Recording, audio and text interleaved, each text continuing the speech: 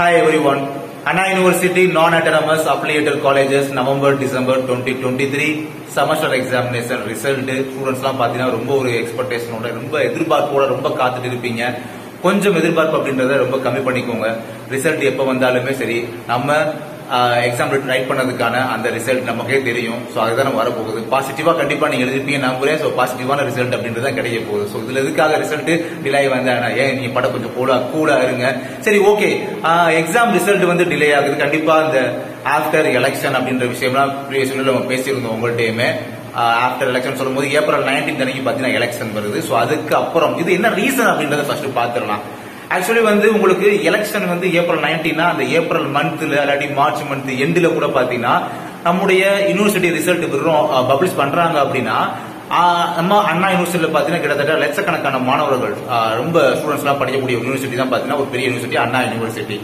So இங்க படிக்கக்கூடிய பாத்தீங்கன்னா இவங்களுடைய எக்ஸாம்ஸ் ரிசல்ட்ல வந்து ஃபெயில் ஆகக்கூடிய நபர்கள் நினைச்சு பாருங்க. ஃபெயில் ஆகக்கூடிய நபர்கள் இந்த மாதிரி அரியர் விழுது அப்புறம் என்ன பண்ணுவாங்க?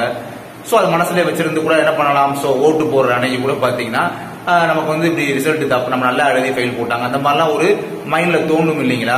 சோ அதுக்கு என்ன பண்ணுவாங்கன்னா ஓட்டு போற இடத்துல போய் கவர்மெண்ட்டுக்கு அகைன்ஸ்டா ஓட்டு போட்டுருவாங்க. சோ அந்த ஒரு ரீசனாலதான் நம்ம எலெக்ஷனுக்கு அப்புறம் ரிசல்ட் அப்படிலாம் டிக்ளேர் பண்ணிக்கலாம் அந்த ஒரு தாட்ஸ்லயுமே இவங்க இருப்பாங்க. சோ அந்த விஷயத்தை நீங்க புரிஞ்சுக்கணும். அது ஏன் அரியர் வச்சவங்க, அதாவது இந்த ரிசல்ட்ல அரியர் அப்படின்னு பார்த்தவங்க வந்து எதுக்காக தமிழ்நாடு கவர்மெண்ட்டுக்கு அகைன்ஸ்டா போய் ஓட்டு வந்து அப்படி பண்ணணும் அப்படின்னு நீங்க கேட்டீங்கன்னா எதனாலனா உங்களுக்கு இந்த ரிசல்ட் டிக்ளேர் பண்றது யாரு? யூனிவர்சிட்டியோட வைஸ் சான்சலர் யாரு உங்களுக்கே தெரியும். பட் ப்ரோ சான்சலர் யாரு? ப்ரோ சான்சலர் பாத்தீங்கன்னா கண்டிப்பா அது வந்து தமிழ்நாடு கவர்மெண்டுடைய ஒரு ஹையர் எஜுகேஷன் டிபார்ட்மெண்டோட மினிஸ்டர் தான் கண்டிப்பா இருக்கிறாங்க. ஓகேங்களா? சோ தமிழ்நாடு கவர்மெண்டுடைய சம்பந்தப்பட்டது.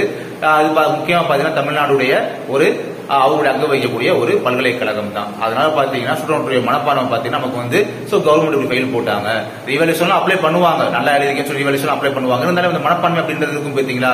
சோ அது போய் கவர்மெண்ட்டுக்கு அகைன்ஸ்டா போய் அந்த ஓட்டு கூட திரும்புறதுக்கு வாய்ப்பு இருக்கு இல்லைங்களா? சான்ஸ் இருக்கு. சோ அதெல்லாம் அவங்க யோசித்து பார்ப்பாங்க. சோ அதனாலதான் டிலே அப்படின்றது நினைச்சுக்கணும். யார் யோசித்து பார்ப்பாங்கன்னா கவர்மெண்ட் சைட்ல அப்படி யோசித்து பார்ப்பாங்க. அதனால பாத்தீங்கன்னா எப்பயுமே சரி இந்த மாதிரி பார்லிமெண்ட் எலெக்ஷன், அதாவது Lokpal election and Tamil Nadu assembly election வரும்போது பாத்தீங்கன்னா எலெக்ஷனுக்கு பிஃபோரா கொஞ்ச நாளைக்கு முன்னால எந்த ஒரு விஷயத்தையுமே எதுக்கான முக்கியமான ரிசல்ட் எதையுமே பாத்தீங்கன்னா பப்ளிஷ் பண்ண மாட்டாங்க. குறிப்பா அண்ணா யூனிவர்சிட்டி ரிசல்ட்டையுமே அப்படிதான் பண்ண மாட்டாங்க. சோ அதனாலதான் இந்த ஒரு ரீசன் நீங்க புரிஞ்சுக்கணும். இன்னைக்கு தேதி பாத்தீங்கன்னா கிட்டத்தட்ட 16ஆம் தேதி நினைக்கிறேன்.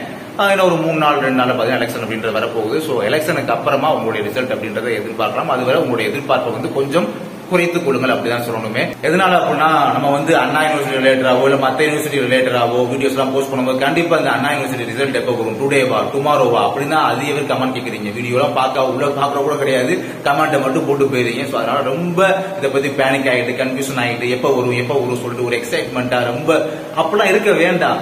எப்ப வந்தா என்ன, சோ வரும்போது வந்துட்டு போட்டுங்க அப்படின்னு சொல்லி ரொம்ப ரிலீஃபா இருங்க. ஸ்ட்ரெஸ் ஏத்திக்கிறாதீங்க, ஸ்ட்ரெயின் பண்ண வேண்டாம், டிப்ரெஷன் தான் ஆகாதீங்க. இதனால எந்த ஒரு பேனிக் ஆகாதீங்க. சோ அதைத்தான் நான் திரும்ப ரிப்பீட்டடா சொல்லுவேன். ஓகே, நம்ம நெக்ஸ்ட் ஒரு ஃபியூச்சர் வீடியோ பார்க்கலாம். தேங்க்யூ.